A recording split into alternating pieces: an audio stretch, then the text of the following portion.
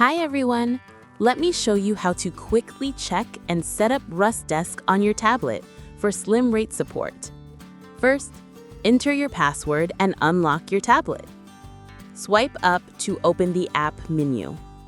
Find the RustDesk icon and open the app. When RustDesk loads, look in the bottom right corner and tap Settings. Scroll down to the Enhancements section. Check that the switch next to Keep RustDesk Background Service is blue. If it's not, turn it on. When you see the pop-up, tap Allow. Next, make sure the switch right below it is also turned on. If it's not, tap it. You'll be sent to the Display over Other Apps settings. Scroll down the list, find RustDesk, and open its page. Turn on the only switch you see there.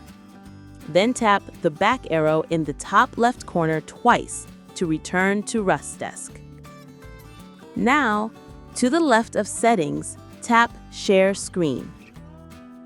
If your screen looks like the video, tap Enable Service.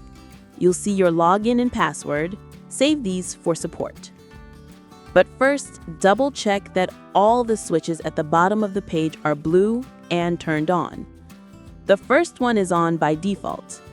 The second one is Input Control. If it's not blue, switch it on and tap Open System Settings in the pop-up. In the app list, find RustDesk and turn on Use RustDesk Input. Tap Allow to confirm. Tap the back arrow twice. Next is the third switch, Transfer File. If it's not blue, turn it on and allow access by tapping Allow Access to manage all files. Go back using the back arrow.